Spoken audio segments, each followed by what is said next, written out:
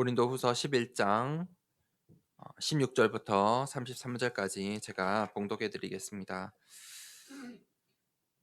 내가 다시 말하노니 누구든지 나를 어리석은 자로 여기지 말라. 만일 그러하더라도 내가 조금 자랑할 수 있도록 어리석은 자로 받으라. 내가 말하는 것은 주를 따라 하는 말이 아니요 오직 어리석은 자와 같이 기탄 없이 자랑하노라. 여러 사람이 육신을 따라 자랑하니 나도 자랑하겠노라. 너희는 지혜로운 자로서 어리석은 자들을 기쁘게 용납하는구나.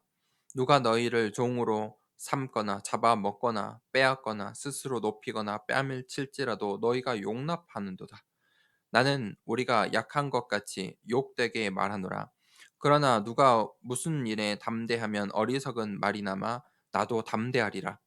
그들이 히브리인이냐 나도 그러하며 그들이 이스라엘이냐 나도 그러하며 그들이 아브라함의 후손이냐 나도 그러하며 그들이 그리스도의 일꾼이냐 정신없는 말을 하거니와 나는 더욱 그러하도다. 내가 수고를 넘치도록 하고 옥에 갇히기도 더 많이 하고 매도 수 없이 맞고 여러 번 죽을 뻔하였으니 유대인들에게 40에서 하나 감한 매를 5번 맞았으며 3번 태장으로 맞고 1번 돌로 맞고 3번 파선하고 일주일야를 깊은 바다에서 지냈으며 여러 번 여행하면서 강의 강도의 위험과 동족의 위험과 이방인의 위험과 시내의 위험과 광야의 위험과 바다의 위험과 거짓 형제 중의 위험을 당하고 또 수고하며 애쓰고 여러 번 자지 못하고 줄이며 목마르며 목마르고 여러 번 굶고 춥고 헐 벗었노라. 이 외의 일은 고사하고 아직도 날마다 내 속에 눌리는 일이 있으니 곧 모든 교회를 위하여 염려하는 것이라.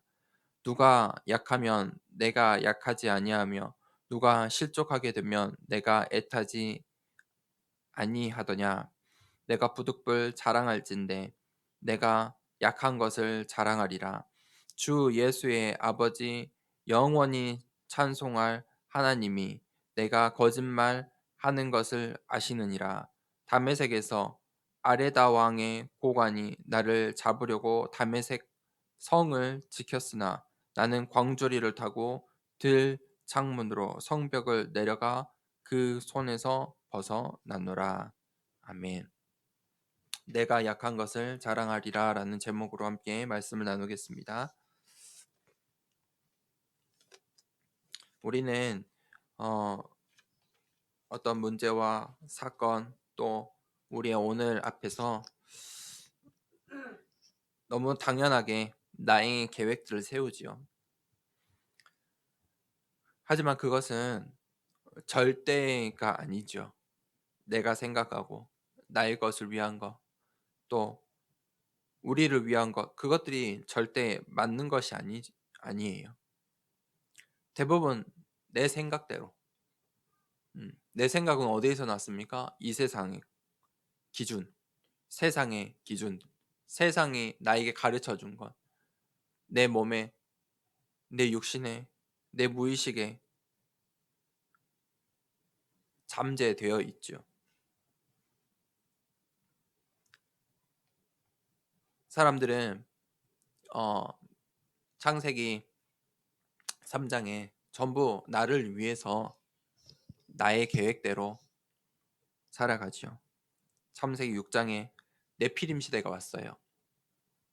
사람들이 보기 좋은 것을 소유하기 시작했죠. 그게 나의 것이에요. 자신의 것들을 소유하기 시작했어요. 보기 좋은 것들로.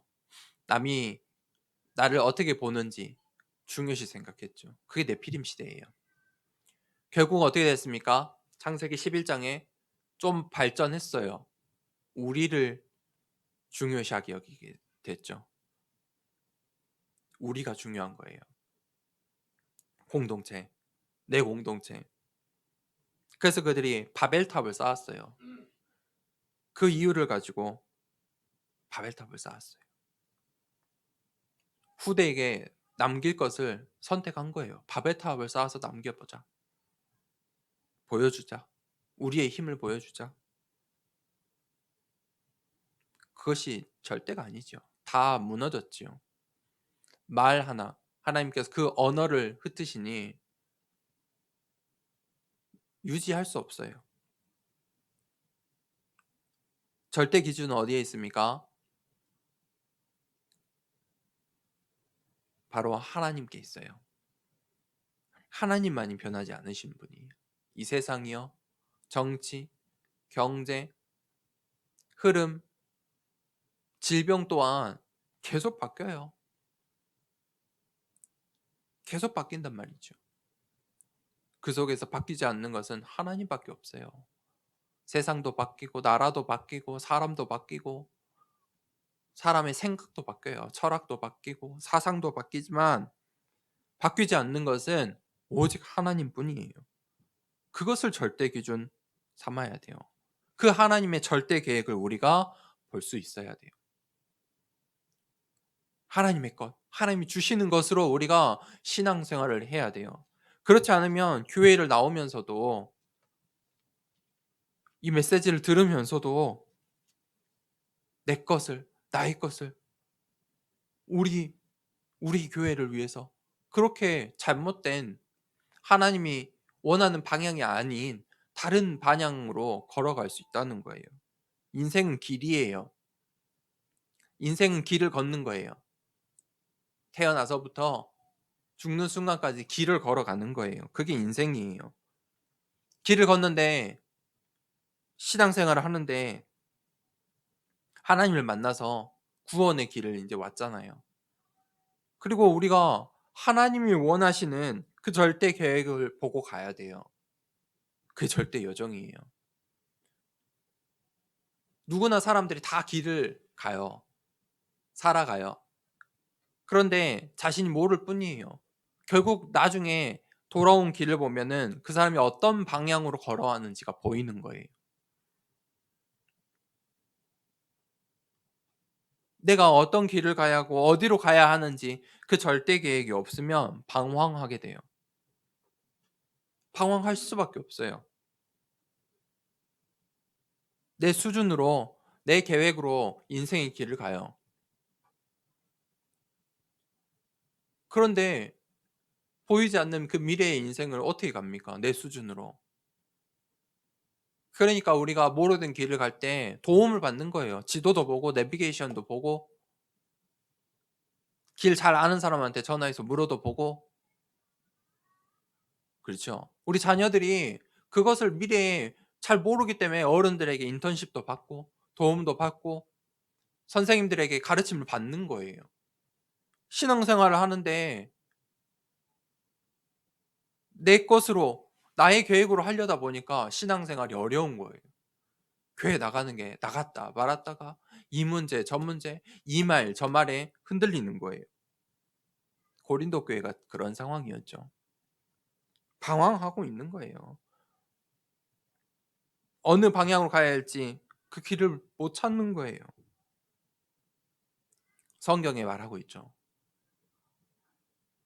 그 절대 여정 우리가 가야 한 방향이 어디예요? 성경이 말하는 건 오직의 길을 말하고 있어요.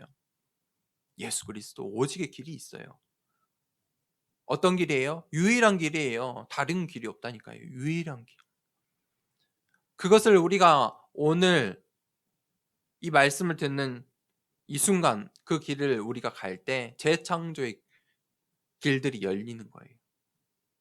이 하나님의 말씀이 지금 이 시간에 이 순간에 성취되는 거예요. 그 재창조예요. 그 길을 보고 언약의 길이라고 해요. 그 길을 가는 걸 보고 언약의 여정이라고 하는 거예요. 그 언약의 여정을 보고 언약의 흐름이라고 하는 거예요. 그것을 우리가 잘 알아야 돼요. 잘 볼 수 있어야 돼요. 길을 가는데 가장 중요한 게 무엇입니까? 보는 거예요. 그거보다 더 중요한 게 미리 보는 거예요. 미리 내가 어디로 가야 하는지 미리 보고 가는 거예요. 아, 오늘은 내가 저기 목포를 가야 되는데, 저기 영광을 가야 되는데, 나주를 가야 되는데 이런 길이 있고 저런 길이 있구나. 그런데 오늘은 이쪽 길이 조금 안 막히고 한산하겠구나. 미리 보고 가는 거예요. 미리 보고 가면 어때요? 가다가 헷갈릴 일이 없어요. 내가 미리 다 보고 왔기 때문에. 즐기면서 가는 거예요. 거기에 문제가 닥쳐도요, 괜찮아요. 내가 미리 봤잖아요. 도착할 거라는 걸 미리 길을 보고 갔잖아요. 그게 언약의 여정이에요. 하나님께서 우리에게 그 절대 계획과 절대 여정을 보길 원하세요. 그것을 놓친 교회가 지금 오늘 이 고린도 교회의 모습이었어요. 그것을 붙잡고 있던 전도자 바울이 그 고린도 교회에 그 절대 계획과 절대 여정을 전달하고 있는 것이죠. 본문을 보겠습니다. 첫 번째 내지 세상의 자랑을 이 세상의 자랑 속에 이 고린도 교회와 거짓 사도들이 빠져 있었죠. 그게 16절에서 20절입니다. 이 고린도 교회가 이 거짓 사도들에게 완전히 속고 있었어요. 바울이 지금 그게 애타는 거예요. 그게 이제 16절에서 20절이에요. 그래서 바울이 이 고린도 교회 성도들에게 어떻게 말한다고 하죠? 내가 그 거짓 사도들처럼 어리석은 자랑으로 너희에게 말할 수밖에 없구나. 왜 그렇습니까? 지금 편지를 여러 차례 썼잖아요. 말을 못 알아듣는 거예요. 그러니까 그 수준에 맞춰서 말하겠다 이거지요. 고린도 교회 성도 이 고린도 교회가 완전히 이 거짓 사도들의 그 자랑에 현혹되어 있었어요. 거짓 사도들의 자랑과 말들에 완전히 빠져 있었다는 거예요. 눈이 어두워진 거지요. 세상의 눈이 밝아져요. 그러면요, 세상의 것들이 많이 알 수 있겠죠. 그런데 세상의 눈이 밝아지면 밝아질수록 반드시 영적인 눈이 어두워져요. 성경은 그걸 말하고 있어요. 아담과 하와가 죄를 지었죠. 처음 죄를 지었어요. 하나님과의 약속을 어기고 거짓말을 하잖아요. 그 거짓의 아비에게 속았어요. 거짓말이 완전 속았어요. 그 죄를 지었어요. 그리고 아담과 하와가 어떻게 됐습니까? 곧장 육안이 밝아졌어요. 창피하게 된 거예요. 자신들의 모습을 창피하게 된 거예요. 부끄러움이 생겼잖아요. 그리고 어떻게 됐습니까? 영안이 어두워졌어요. 왜 그렇게 된지 모르는 거예요. 처음에는 알고 있었잖아요. 먹지 말라. 죽으리라. 그 하나님의 언약을 못 보게 되는 거예요. 그게 영적인 사실이에요. 완전히 고린도 교회가 이 거짓의 영에 사로잡혀 있었어요.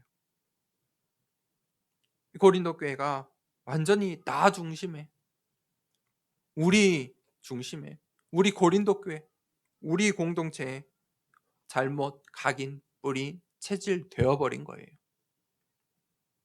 고린도 교회만, 우리만, 나만 잘하면 돼. 그것이 하나님이 원하시는 것입니까? 절대 아니지요. 하나님이 원하시는 절대 계획은 어디에 있습니까? 전도와 선교에 있어요. 모든 민족을 제자로 삼으라. 그것이 예수님께서 마지막 우리에게 주신 가장 중요한 미션 아닙니까? 너희가 저 땅 끝까지 가라. 증인이 될 것이다. 증인이 되리라. 그 언약의 흐름을 지금 고린도 교회가 완전히 놓친 거예요. 신앙생활 하는데 우리 가족만 잘 되면 됩니까? 우리 교회만 잘 되면 됩니까? 절대 그러면 안 돼요. 그건 진짜 무엇을 모르는 것이죠. 잘못된 지금 무언가 속고 있는 거예요. 고린도 교회가 그런 상태에 있었어요. 전도 운동이 뭔지 모르는 거예요. 렘넌트 운동이 뭔지 몰라요. 237 치유 서밋이 무엇인지 모른단 말이에요. 완전히 온통 거짓말에, 세상 거짓말에 우리가 잘하면 되지. 우리 유대인들이, 우리 이 고린도 교회가 잘 되면 되지. 이 거짓 사도들의 이 잘못된 자랑들에 빠져 버린 것이죠.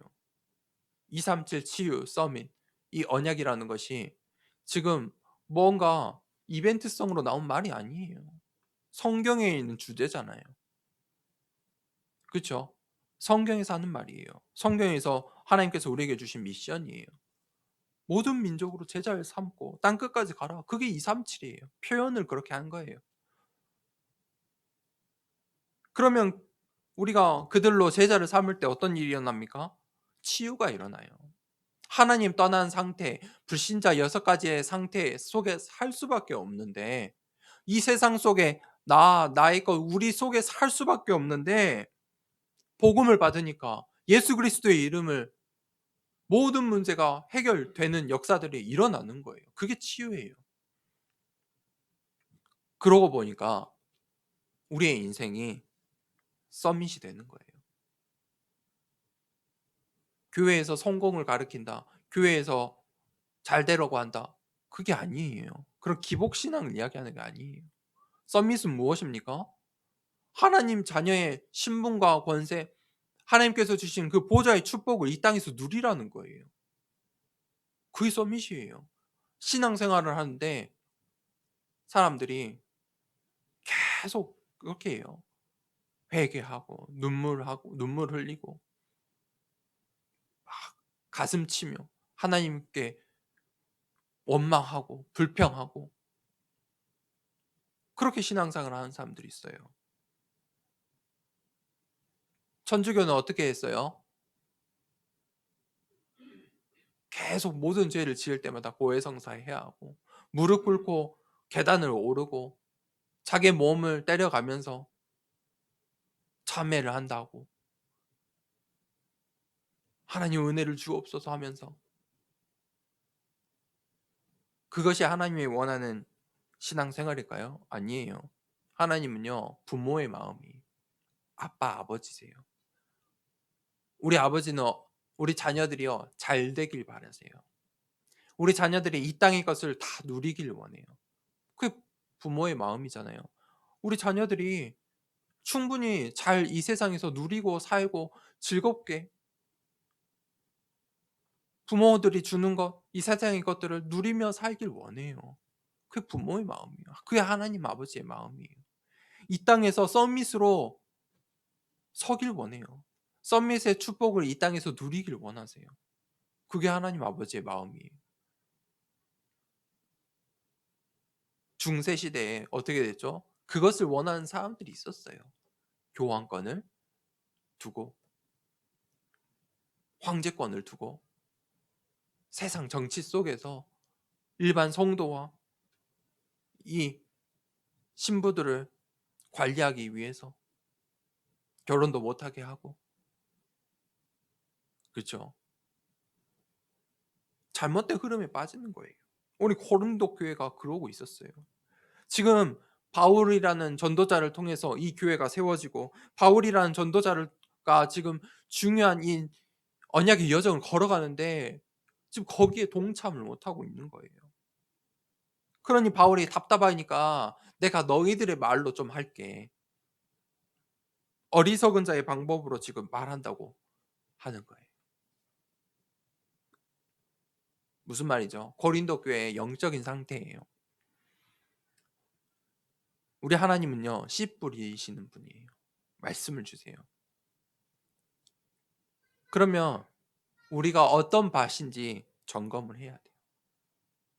그게 이제 우리의 원단 말씀이죠.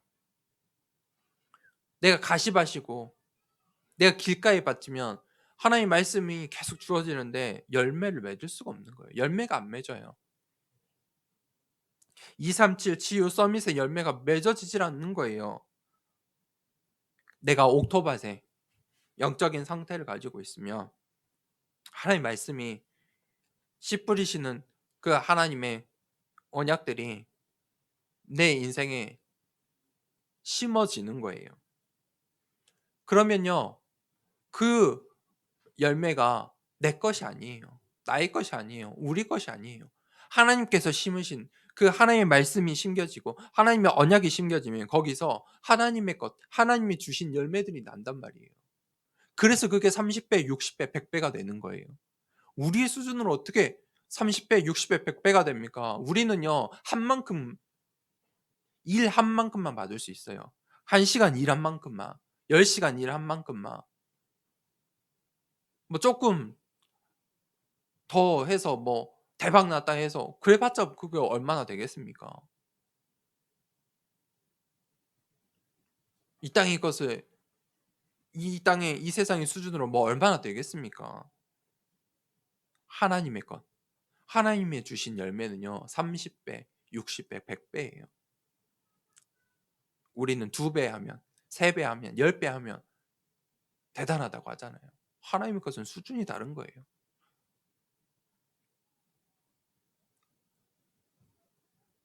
그런데 고린도 교회가 지금 이 바울 사도의 이 중요한 기도와 이 사역과 말씀들이 완전히 길가처럼 가시밭에 떨어지는 거예요.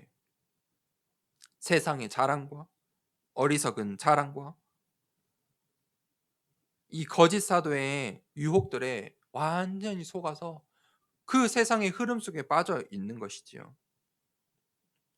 19절에서 20절에 너희는 지혜로운 자의 어리석은 자들을 기쁘게 용납하는구나. 보세요. 어리석은 자를 기쁘게 용납하고 있는 거예요.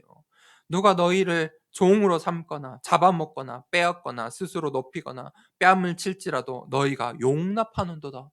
이 거짓 사도가 하는 거는 다 받아주고 있는 거예요. 뺨을 쳐도 빼앗, 빼앗아서 잡아먹어도 완전히 빠져버린 것이죠. 거짓 사도들은요. 지금 사실 이 고린도 교회에 경제적인 지원을 받고 있었어요. 사례를 봤던 자들이에요. 바울은 어떤 자예요? 바울은 이 고린도 교회에 어떤 관계예요? 바울은 고린도 교회를 개척한 사람이죠. 그리고 어떻게 했죠? 계속해서 고린도 전후서에 나오지만 바울이 이 고린도 교회를 위해서 고린도 교회 성도들을 위해서 이 교회를 세우기 위해서 사례를 받지 않는 거예요. 천막 치는 일을 자신의 생업을 하면서 이 교회를 세워 나간 거예요.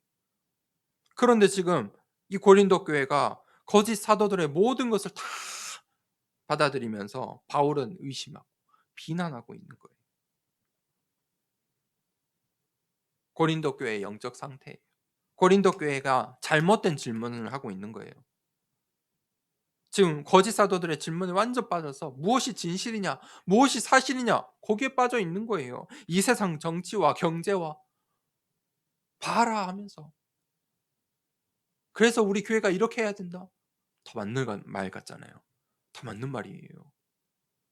그런데 완전히 나의 것, 우리에 빠진 질문들 아니겠습니까? 질문이 잘못된 거예요. 질문을 바꿔야 돼요. 바른 질문을 해야 돼요. 하나님의 절대 계획이 무엇인가? 바른 질문을 할 때 우리의 영적인 상태가 바뀌어요. 하나님의 절대 계획은 무엇일까? 237 치유 서밋과 어떤 관계가 있을까? 하나님께서 오늘 나에게 왜 이런 문제를 주셨을까? 우리 교회가 앞으로 어떤 길로 가야 할까? 어떤 전도를 해야 되고 어떤 선교를 해야 할까? 그런 질문이 아니라 이것은 누구 거잖아. 이건 내 거잖아. 이건 쟤네 거잖아. 이건 우리 거잖아. 고린도 교회가 지금 그러고 있는 거예요.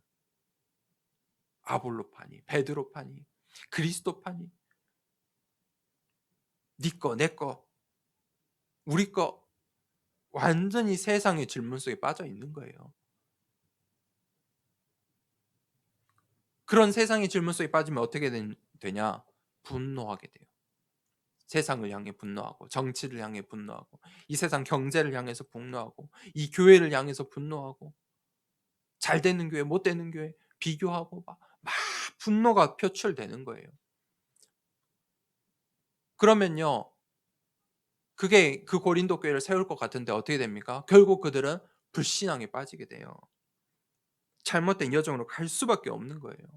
하나님이 원하시는 여정 그 여정은 절대 여정이에요. 오직 오직의 길, 유일한 길. 그 속에 있을 때 재창조되는 재창조의 길인 거예요. 그것을 미리 볼 수 있어야 돼요. 우리가 그 길을 미리 보고 가야 돼요. 오늘 고린도 교회가 그것을 놓친 거예요. 세상의 자랑에 거짓 사도에 완전히 속고 있는 것이죠. 두 번째는 하나님의 은혜를 자랑한다. 바울이 지금 그 고린도 교회에 말하고 있어요. 21절부터 27절이에요. 그게 전도자가의 자랑이에요. 세상의 자랑은 전부 그거예요. 나의 것, 우리예요. 자, 보세요. 세상의 글들,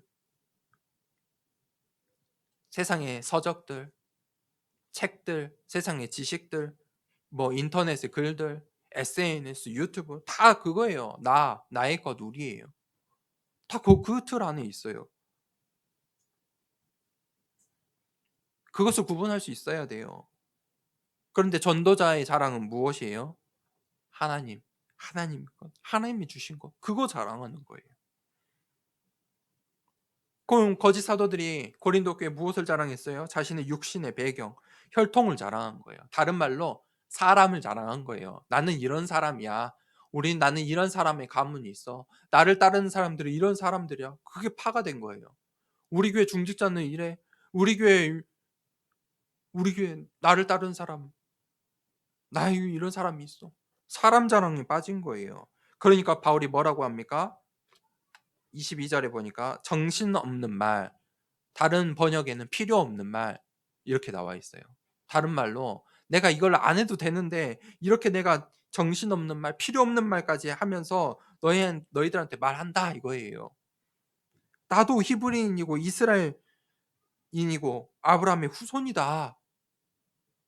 그것이 중요하냐? 지금 이 말이에요.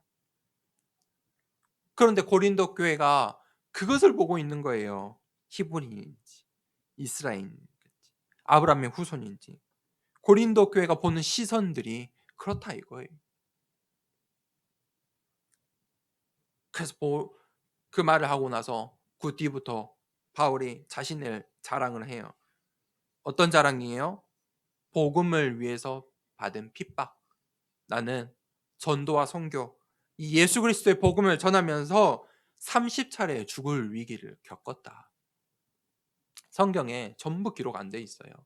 그렇지만 통틀어 30차례 정도 죽을 위기를 넘겼다. 그렇게 이야기해요. 바울이 매를 맞았어요.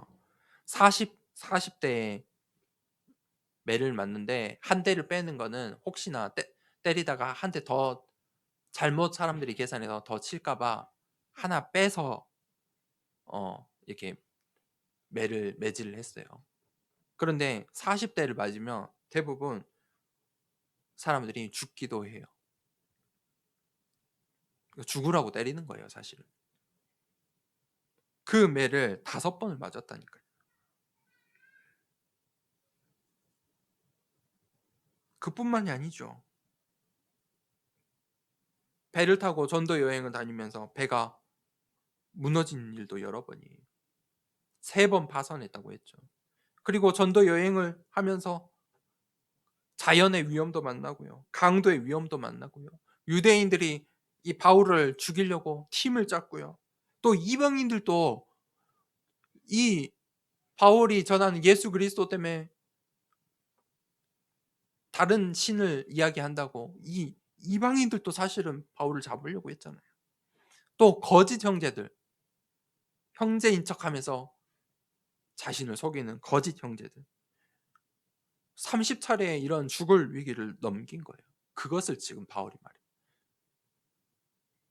완전히 다른 것이죠. 세상 자랑과 전도자의 자랑 완전히 다른 거예요. 나는 복음을 위해서 이런 핍박을 받았다.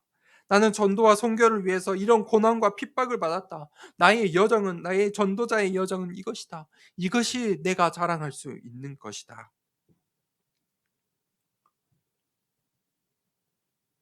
바울이 고린도 교회에 말하는 거예요. 그럼 저 거짓 선지자들이 진짜 전도와 선교를 하고 있는 것이냐? 그거를 말하고 있어요. 너희가 지금 따르고 있는 그 거짓 선지자들이 진짜 전도와 선교의 열매를 맺고 있느냐?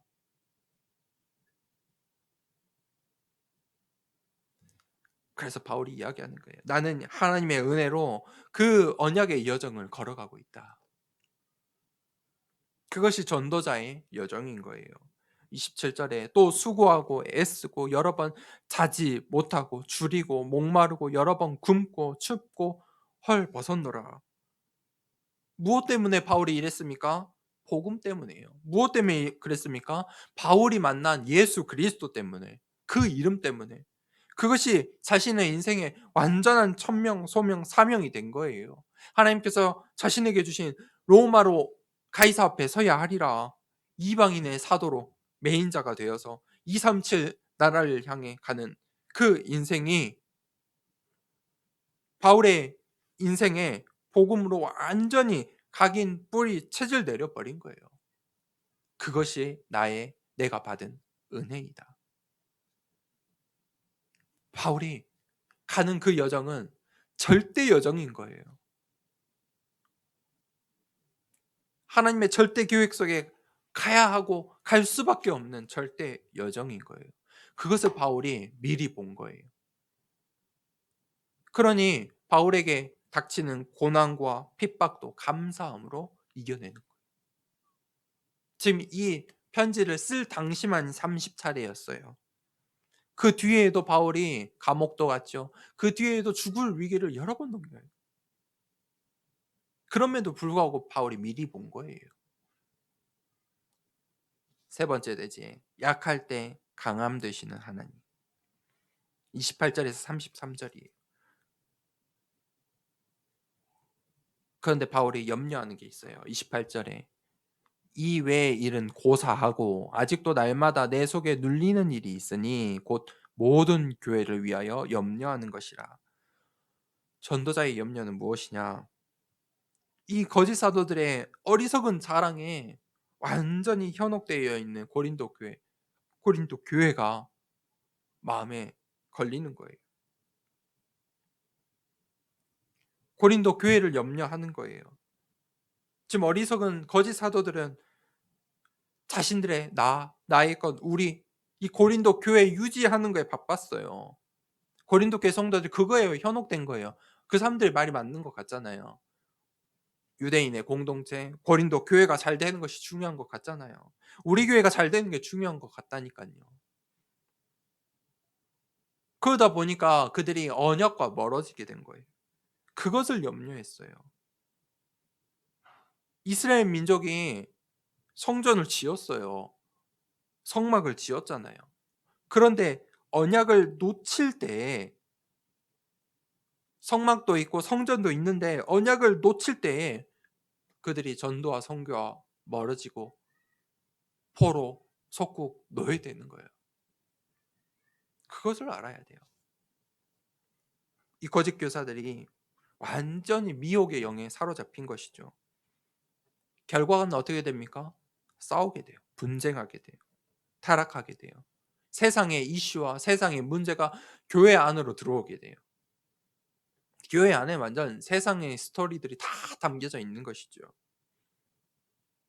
그러니 그것을 바울이 염려한 거예요. 영적인 염려이죠. 세상 사람들이 하는 염려와 다르죠.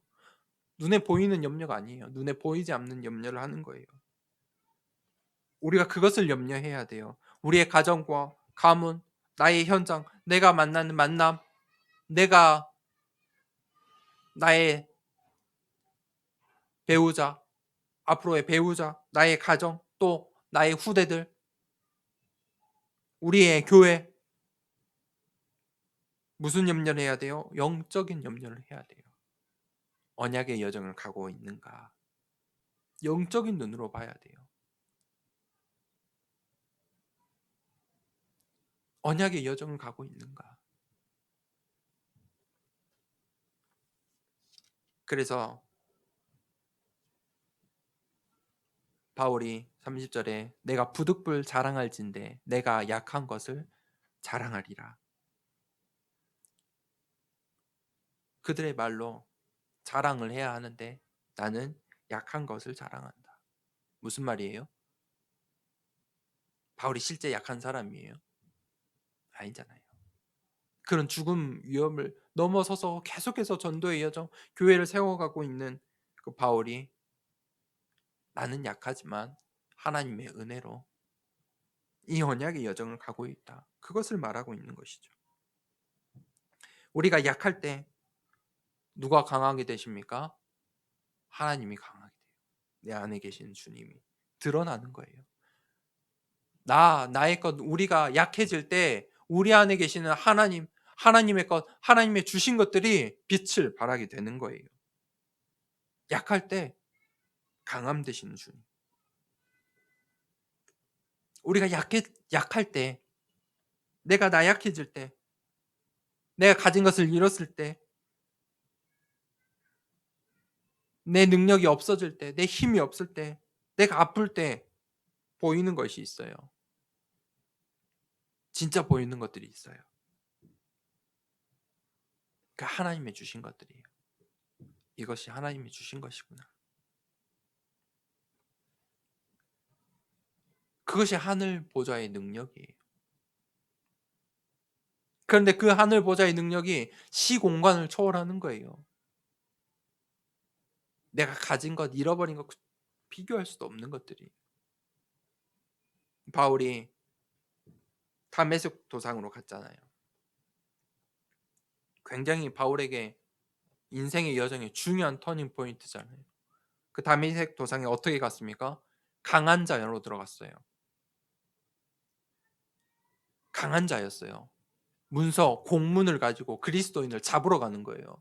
씩씩거리면서 담대함으로 혈기왕성하여서 유대인을 위해서 바리새인 중에 바리새인으로 장군처럼 들어갔다니까요. 다메섹 도상을. 사실이에요. 이 세상이 말하는 것, 그것을 성취하기 위해서. 그런데 그곳에서 누굴 만납니까? 예수 그리스도를 만나요. 바울이 어떻게 됐습니까? 약한 자가 됐어요. 진짜 그리스도인이 되었어요. 그래서 거기서 나올 때는 어떻게 나옵니까? 도망치듯 나와요. 약한 자가 되어서 광주리를 타고 들 장문으로 성벽을 내려가 그 손에서 벗어나는 약한 자가 되어서 나와요.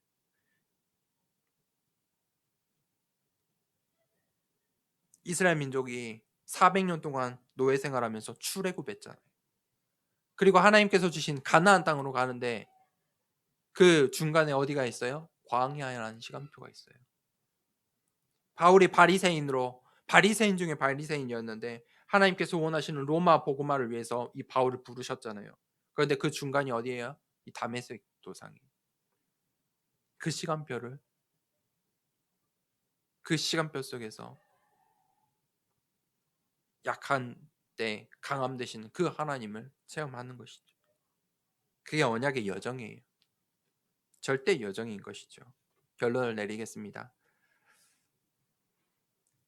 바울이 그 절대 계획 속에 있었어요. 하나님의 절대 계획 속에. 그게 무엇이죠? 로마 복음화.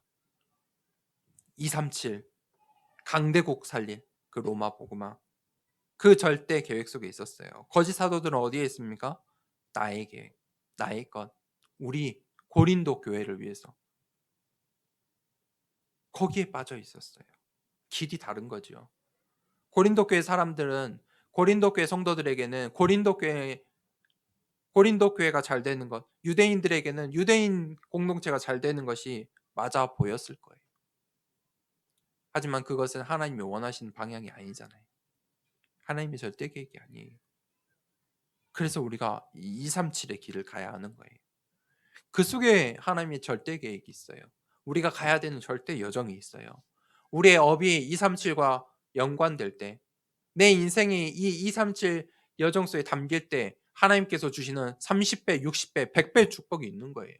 하나님께서 원하시는 길, 그 길을 갈 때 있어요.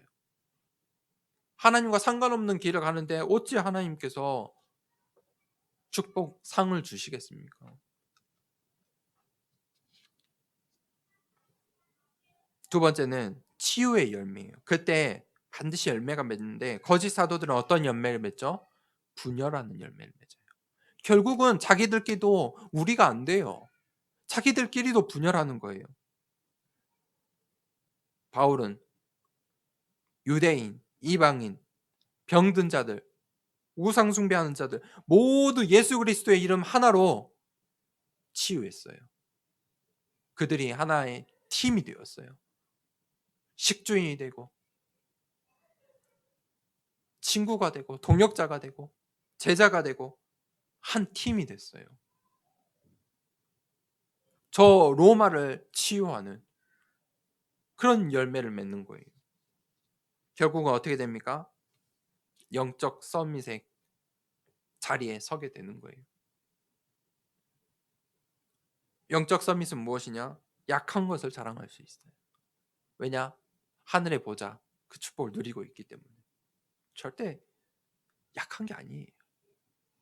우리의 핍박, 바울이 받는 핍박, 고난, 그것이 부끄러운 일이 아니에요. 자랑할 수 있는 거예요. 약할 때 강함 되시는 주님을 자랑할 수 있는 거예요. 세상 사람들이 볼 때 어리석으나 좁은 길 같으나 하나님이 보실 때 합당한 전도자의 여정인 거예요. 그게 영적 서밋이에요. 하나님이 영적 서밋으로 세우세요. 그러면요, 이 세상에서도 세상의 서밋으로도 응답받는 거예요. 그게 하늘 보좌의 축복이에요. 이 땅에서도 누리게 되는 거예요. 그것이 하나님 나라의 일이에요. 한 주간 동안에 내가 약한 것을 자랑할 수 있는 그 하늘 보좌의 축복을 누리는 하나님의 절대 계획 속에 절대 여정을 회복하는 한 주간 되길 축복합니다. 이 시간에 받은 말씀을 가지고 함께 기도하도록 하겠습니다. 하나님 아버지 감사합니다.